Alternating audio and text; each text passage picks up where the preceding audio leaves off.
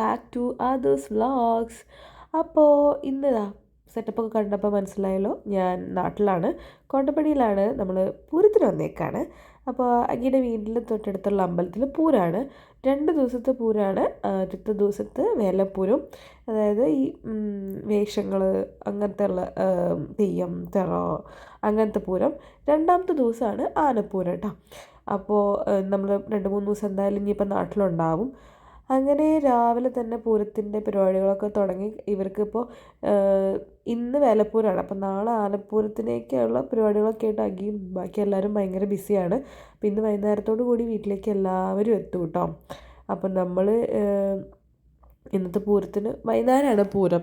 ഒരു 3 മണി 4 മണിയൊക്കെ ആകുമ്പോഴാണ് പൂരം തുടങ്ങുന്നത്. ഒരു 8 മണി വരെയൊക്കെയും പൂരം ഉണ്ട് അമ്പലത്തിൽ. നല്ല ആ ഒരു ടൈം, ഇപ്പോഴത്തെ ഒരു ടൈം ചേഞ്ചിൻ്റെ ഭാഗമായിട്ടാണ് ഇങ്ങനെയൊക്കെ പൂരം കേട്ടോ. അപ്പോൾ രാവിലെ തന്നെ എല്ലാവരും ഒരുങ്ങി റെഡിയായി ഓരോ തിരക്കുകളിലേക്ക് പോവുകയാണ്. ആക്ച്വലി ഞാൻ ഒരുപാട് പൂരം എൻജോയ് ചെയ്യുന്ന ഒരാളല്ല. എന്ന് വെച്ചാൽ എൻ്റെ വീട്ടിലുള്ള സമയത്തും അതെ, ഞാൻ പൂരത്തിൻ്റെ അങ്ങനെ ഗ്രൗണ്ടിലേക്കൊന്നും പോകാറില്ല. പക്ഷേ അഗി ഭയങ്കര പൂരഭ്രാന്തനാണ്. പിന്നെ ഭ്രാന്തൻ എന്നല്ല, അഗിയുടെ പൂരം ഭയങ്കര ക്രേസാണ്. അപ്പോൾ ഞാനതൊന്ന് എൻജോയ് ചെയ്യാമെന്ന് വിചാരിച്ചു. അങ്ങനെ തന്നെയാണല്ലോ നമ്മളെല്ലാം എൻജോയ് ചെയ്ത് പഠിക്കുന്നത്. അപ്പം നമ്മൾ എന്തായാലും ഇന്നും നമുക്ക് കുറച്ചധികം സമയമുണ്ട്. അപ്പോൾ അതുകൊണ്ട് പൂരത്തിൻ്റെ ഡ്രസ്സ് എടുക്കാൻ പോവുക. നല്ല പരിപാടിയല്ലേ. ഇങ്ങനെ കുറേ ഉപകാരങ്ങൾ പൂരം കൊണ്ടുണ്ട്. അപ്പോൾ ഞങ്ങൾ നേരെ പൂരത്തിന് ഒരു ഡ്രസ്സ് ബ്ലാക്കാണ് എല്ലാവരും ഇടാൻ പ്ലാൻ ചെയ്തിരിക്കുന്നത്. അപ്പോൾ എൻ്റെ കയ്യിൽ ബ്ലാക്ക് ഉണ്ട് ഒരെണ്ണം. പക്ഷെ എന്നാലും പൂരല്ലേ, പുതിയതെടുത്തേക്കാം എന്ന് വിചാരിച്ചു. ഒരു അവസരം കിട്ടുമ്പോൾ നമ്മളത് മുതലാക്കണമല്ലോ. അങ്ങനെ ഞാൻ ട്രെൻഡ്സിലെത്തി. ഗുരുവായൂർ ട്രെൻഡ്സിൽ നിന്നാണ് പോയത്. അപ്പോൾ ഞാൻ വിചാരിച്ച പോലെ പ്ലെയിൻ ബ്ലാക്ക് എന്തെങ്കിലും എടുക്കാമെന്ന് വിചാരിച്ചു. പക്ഷെ അങ്ങനത്തെ ഒന്നും കിട്ടിയില്ല. അപ്പോൾ ഇതെടുത്തു. ഇത് ബ്ലാക്കും വൈറ്റും എനിക്കിഷ്ടമായി, കുഴപ്പമൊന്നുമില്ല, എനിക്കിഷ്ടമായി. ഇതാവുമ്പോൾ വേറെ നമ്മൾക്ക് യൂസ് ചെയ്യാൻ പറ്റുന്ന രീതിയിലുള്ള ഒരു ഡ്രസ്സ്. പ്ലെയിൻ ബ്ലാക്ക് ആണെങ്കിൽ സംഭവം എൻ്റെ അടുത്ത് ഉണ്ടേനും ഒരു പ്ലെയിൻ ബ്ലാക്ക്. അപ്പോൾ ഇതാവുമ്പോൾ എനിക്കിഷ്ടമായി. അങ്ങനെ അതെടുത്തു. പിന്നെ വലിയ റേറ്റ് ഉണ്ടായിരുന്നില്ല, 499 രൂപയ്ക്ക് സാധനം കിട്ടി. അങ്ങനെ അതെടുത്തു. വേറെ ഞാൻ അടുക്കുൾക്ക് സാധനങ്ങളൊക്കെ നോക്കിയായിരുന്നു. പിന്നെ എനിക്ക് തോന്നി ഈ പർച്ചേസിങ്ങിന് അങ്ങ് കയറി കഴിഞ്ഞാൽ എല്ലാം വാങ്ങണം എന്ന് നിർബന്ധമൊന്നും ഇല്ലല്ലോ. അങ്ങനെ എൻ്റെ മനസ്സിനെ പിടിച്ചമർത്തി ഞാൻ അടുത്ത കടയിലേക്ക് പോയി. ഞാനും സംഗീത അമ്പാടി ഉണ്ടായിരുന്നു കേട്ടോ. ഇതാണ് പ്രിയങ്ക, ഗുരുവായൂരിലെ one of the best ladies fancy ഷോപ്പാണ്. ആരെങ്കിലുമൊക്കെ വരാനുണ്ടെങ്കിൽ ഒന്ന് വന്ന് നോക്കണം കേട്ടോ. അതിൻ്റെ ഉള്ളിൽ പോയി കഴിഞ്ഞാൽ നമുക്കിങ്ങനെ ഒരു മായാലോകത്ത് എത്തിയ പോലെ എന്താവോ ആ ഒരു ഫീലാണ്. എന്തെടുക്കണം ഏതെടുക്കണം എന്നറിയില്ല. അങ്ങനെ ഒരു കുറേ ഉണ്ട്. ഞാൻ ഈ കാണിക്കുന്നതല്ല, ഇത് താഴത്തെ ഫ്ലോറാണ്. ഇതേപോലെ തന്നെ ഒരു മേലത്തെ ഫ്ലോറും കൂടി ഉണ്ട് കേട്ടോ. എല്ലാത്തിൻ്റെയും കുറേ വെറൈറ്റി കളക്ഷനുള്ളൊരു ഷോപ്പാണ് എല്ലാതും. ഒരു പെൺകുട്ടിക്ക് അതിന് ഡ്രസ്സില്ല കേട്ടോ, ഡ്രസ്സില്ല, ഫാൻസി ഇതായിട്ടുള്ള ഒരുവിധം എല്ലാ സാധനങ്ങളും ഉണ്ട്. ക്രാഫ്റ്റ് റിലേറ്റഡ് ആയിട്ടുള്ള സാധനങ്ങളുണ്ട്, ഫാൻസി ഉണ്ട്, ഒക്കെ ഉണ്ട്.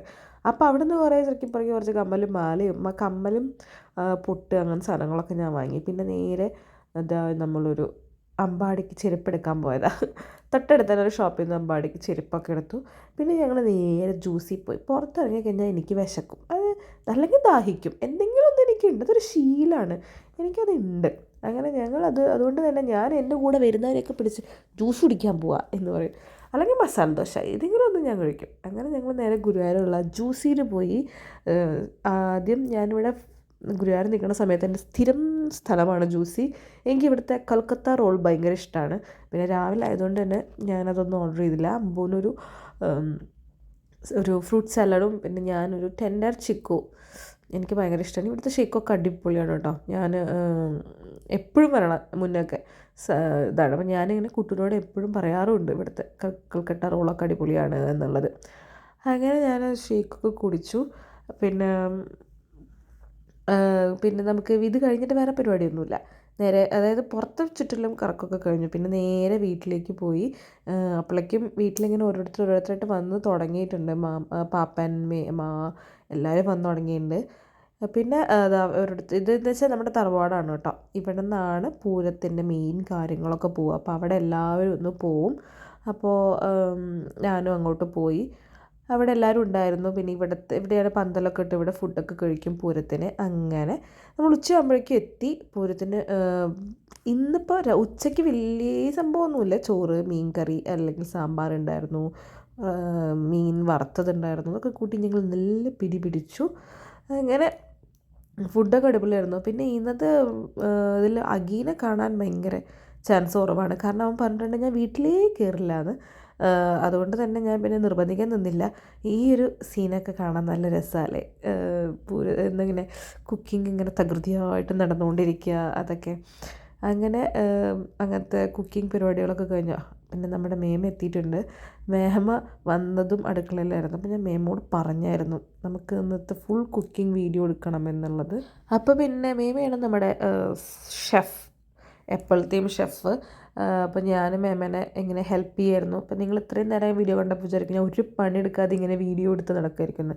അപ്പോൾ ആ ഒരു തെറ്റിദ്ധാരണ ആർക്കെങ്കിലും ഉണ്ടെങ്കിൽ മാറ്റാൻ വേണ്ടിയിട്ടാണ് ഞാനിങ്ങനെ ഇടയ്ക്ക് ഓരോ പണിയെടുക്കുന്നത്, വീഡിയോ എടുത്തത്. അങ്ങനെ ചിന്തിക്കാൻ പാടില്ല, അതുകൊണ്ടാണ് കേട്ടോ. ഞാൻ പണിയൊക്കെ എടുക്കും വല്ലപ്പോഴൊക്കെ. പിന്നെ നമ്മുടെ ബ്രദറും സിസ്റ്ററും ഭയങ്കര പണിയിലായിരുന്നു. ഇവരുടെ മുന്നത്തെ വീഡിയോയിൽ പലതിലും കണ്ടിട്ടുണ്ടായിരിക്കും. നമ്മുടെ ന്യൂ ഇയർ വീഡിയോയിൽ ഇവർ രണ്ടുപേരും ഉണ്ടായിരുന്നു. അപ്പോൾ ചായ ഉണ്ടാക്കുകയാണ് അമ്മു. അതൊരു സ്കില്ലാണെന്നാണ് അവൾ പറയുന്നത്. അങ്ങനെ നേരെ അപ്പോഴേക്കും നമ്മുടെ ബീഫ് അവിടെ തിളച്ച് തുടങ്ങിയിരുന്നു. ഇതിൻ്റെ ഫുൾ പ്രോസസ്സ് എനിക്ക് എപ്പോഴും എടുക്കണമെന്ന് വിചാരിക്കും, പക്ഷേ എനിക്ക് എടുക്കാൻ പറ്റില്ല. നമുക്കൊരു ദിവസം അതായത് ഒരു കുക്കിംഗ് വീഡിയോ ഫുള്ളായിട്ട് ചെയ്യാം. അങ്ങനെ മേമോ ഞാൻ അവസാന നേരത്തെത്തി. അപ്പോൾ എന്തായാലും ഇവിടെ നിന്ന് ചുറ്റിപ്പറ്റി നിന്ന ഒരു കഷ്ണം വേവ് നോക്കാൻ കിട്ടും, ഉറപ്പാണ്. അപ്പോൾ ഞാൻ അവിടെ നിന്നു. അപ്പോൾ ഞാൻ മേമോട് പറഞ്ഞു എങ്ങനെയുണ്ട്, ടേസ്റ്റ് ഉണ്ടോ എന്ന് നോക്കൂ എന്ന് പറഞ്ഞു. അപ്പോൾ മേമ ടേസ്റ്റ് നോക്കിയാൽ എക്സ്പ്രഷൻ കണ്ടില്ലേ, പൊള്ളിച്ചു, അടിപൊളി. ഈ ബീഫ് കറിയും നെയ്ച്ചോറും വേറെ ഒന്നും വേണ്ട. അപ്പോഴേക്കും അമ്മയും അച്ഛനും ലുട്ടും വന്നു കേട്ടോ. അവർ ആക്ച്വലി ഇന്നലെ കാർ ഇങ്ങോട്ട് കൊണ്ടുവരണമായിരുന്നു, അതുകൊണ്ടാണ് അവർ ഇന്നാക്കിയത്. ഞങ്ങൾ ഇന്നലെ ട്രെയിനിന് പോകുന്നതായിരുന്നു. നമ്മൾ കാറിൽ വരാൻ നിന്നാൽ ഇന്ന് വൈകുന്നേരമാവും. അപ്പോൾ അഗിക്ക് നേരം വഴുകും. അതുകൊണ്ട് നമ്മൾ ഇന്നലെ ട്രെയിനിന് പോന്നു, അവർ കാറിൽ പോന്നു. രാവിലെ പോകുന്നതാണ്, വൈകുന്നേരമായി എത്തിയപ്പോൾ നല്ല ക്ഷീണമുണ്ടായിരുന്നു എല്ലാവർക്കും. പിന്നെ എല്ലാവരും ഓരോ വർത്തമാനമൊക്കെ പറഞ്ഞിരുന്ന് ചായയൊക്കെ കുടിച്ചു, എന്തെങ്കിലുമൊക്കെ കഴിക്കാനൊക്കെ നോക്കി. പിന്നെ എന്താ വെച്ചാൽ ഓരോരുത്തരായിട്ട് പൂരത്തിന് പോകേണ്ട കാര്യങ്ങളായിട്ട് റെഡി ആയിട്ടാണ്. കാരണം വൈകുന്നേരം ഒരു 3 മണിയൊക്കെ ആയിട്ടാണ് തുടങ്ങുള്ളൂ. ഇപ്പോൾ റൂളൊക്കെ ചേഞ്ച് ചെയ്ത കാരണേ രാത്രി 9 മണി വരെയൊക്കെ പൂരമുണ്ട്. അപ്പോൾ വൈകുന്നേരം ആകുമ്പോഴേക്കും ഓരോരുത്തർ റെഡിയായി. അമ്മയും അച്ഛനും ചായയൊക്കെ കുടിച്ച് കുറച്ച് നേരം ഒന്ന് റെസ്റ്റ് ചെയ്തിട്ട് അവർ വീട്ടിൽ പോയിട്ട് നാളെ പൂരത്തിന് വരും കേട്ടോ. അങ്ങനെ ഞങ്ങൾ എല്ലാവരും കൂടി ഇറങ്ങി പൂരം കാണാൻ വേണ്ടിയിട്ട് ഇറങ്ങി. ഓരോരോ ടീമിൻ്റെ അടുത്ത് തുടങ്ങിയിട്ടുണ്ടായിരുന്നു കേട്ടോ. ഞാനിങ്ങനെ പൂരപ്പറമ്പിൽ പോയിട്ട് പൂരം കണ്ടിട്ടുള്ളത് വളരെ കുറവാണ്. കൂടുതലും ഇതുപോലെ റോഡ് സൈഡിൽ ഇരുന്നിട്ടാണ് കാണാറ്. എൻ്റെ വീടിൻ്റെ ആണെങ്കിലും ശരി, ഞാൻ അങ്ങനെ പോയിട്ട് കാണൽ ഭയങ്കര കുറവാണ്. അപ്പോൾ ഇപ്രാവശ്യമായിരിക്കും ആദ്യമായിട്ട് ഞാൻ കംപ്ലീറ്റ് ആയിട്ട് പൂരം കണ്ടിട്ടുണ്ടാവുക. അഗി ഭയങ്കര പൂരത്തിനോടുള്ള ഇഷ്ടമുള്ള കാരണം എന്നോടിങ്ങനെ ഞാൻ എല്ലാത്തിനും പോയിട്ടുണ്ടായിരുന്നു. അല്ലാതെ ഞാൻ എൻ്റെ വീട്ടിലുള്ളപ്പോഴൊന്നും ഞാൻ അങ്ങനെ പൂരം കണ്ടിട്ടില്ല. പൂരം അങ്ങനെ എൻജോയ് ചെയ്തിട്ടില്ല. അപ്പോൾ ഇവിടെ നോക്കിയ ഒരു ചേട്ടൻ ഭയങ്കര ഡാൻസായിരുന്നു. ഞാൻ കുറച്ച് നേരമൊക്കെ ഒന്ന് വീഡിയോ എടുത്തിരുന്നു. പിന്നെ ഈ ഓരോ ക്ലബ്ബിൽ നിന്നും ഓരോ പരിപാടികൾ അങ്ങനെ കാര്യങ്ങളൊക്കെ ആയിട്ട് രസമാണ് കണ്ടുകൊണ്ട് നിൽക്കാനായിട്ട്, നല്ല രസമാണ്.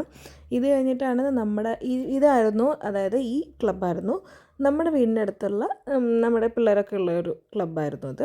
ഇവിടുന്ന് തെയ്യത്തിൻ്റെ വേഷമായിരുന്നു ഉണ്ടായിരുന്നത്, ശിങ്കാരിമാളും തെയ്യും. ആ പിള്ളേരൊക്കെ നമ്മൾ നല്ല സെറ്റാട്ടോ, നമ്മൾ നന്നായിട്ട് അറിയുന്ന പിള്ളേരാണ്. അപ്പോൾ അവിടെ ആയിരുന്നു അത്, നമ്മുടെ വീടിൻ്റെ അടുത്തായിരുന്നു അത്. അപ്പോൾ നമ്മളവിടെ കുറച്ച് നേരം സ്പെൻഡ് ചെയ്തു. നല്ല രസമല്ലേ ശിങ്കാരിമേളം. എനിക്ക് ശിങ്കാരിമേളത്തിൻ്റെ സ്റ്റെപ്സൊക്കെ കാണാൻ ഭയങ്കര ഇഷ്ടമാണ്. കുറേ നേരം കണ്ടു നിൽക്കാൻ നല്ലൊരു രസമാണ്, ബാക്കിയുള്ളത് പോലെയല്ല. ഇതിങ്ങനെ കാണാൻ നല്ല ഇൻട്രസ്റ്റിംഗ് ആണ്. ഇതിൻ്റെ ഒരു ബീറ്റും നല്ല രസമാണ്. പിന്നെ അവർ കുറേ സ്റ്റെപ്പൊക്കെ ഇടും, ഭയങ്കര എൻ്റർടൈൻമെൻറ്റാണ് ഇതിങ്ങനെ കണ്ടുകൊണ്ട് നിൽക്കുക. അപ്പോൾ ഞങ്ങളെല്ലാവരും കൂടി കണ്ടുകൊണ്ട് കുറേ നേരം നിന്നു കേട്ടോ.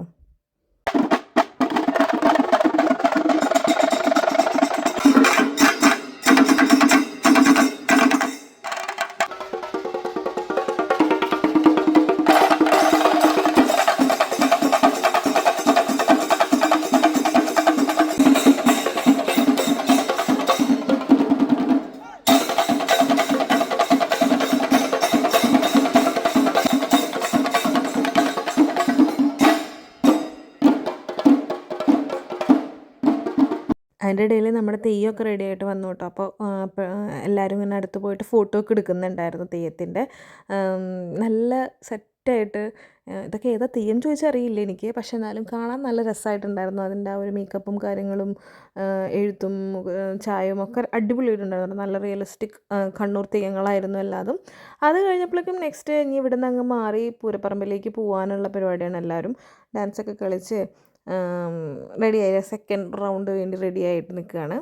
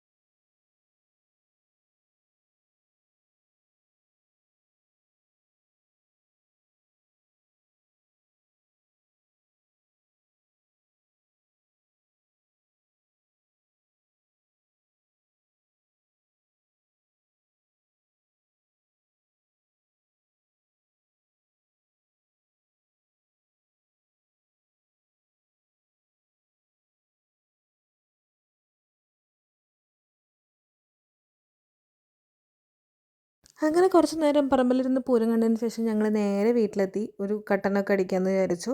ഇനി കുറച്ച് നേരം കഴിഞ്ഞിട്ടേ പോകണ്ടുള്ളൂ, പൂരപ്പറമ്പിലേക്ക് പോകാമെന്ന് വിചാരിച്ചു. അങ്ങനെ എല്ലാവരും വീട്ടിലെത്തി. കട്ടൻ ചായയും കുറച്ച് മേമുണ്ടാക്കി കൊടുന്ന പലഹാരങ്ങളും എല്ലാം കഴിച്ചു. പിന്നെ കുറച്ച് നേരം വീടിനകത്ത് തന്നെയായിരുന്നു കേട്ടോ സ്പെൻഡ് ചെയ്തത്. കാരണം അത്രയും നേരം എന്തിനാണ് വെയിൽ കൊള്ളണത് പോയിട്ട്. അങ്ങനെ നേരെ വന്നപ്പോൾ പിന്നെ അമ്മു പിന്നെയും സാലഡിലേക്കുള്ള പരിപാടികളാണ്. അതൊക്കെ കഴിഞ്ഞ് ചെയ്തു. നേരെ നെക്സ്റ്റ് അടുത്ത റൗണ്ട് ഞങ്ങൾ പൂരപ്പറമ്പിലേക്ക് പോവുകയായി.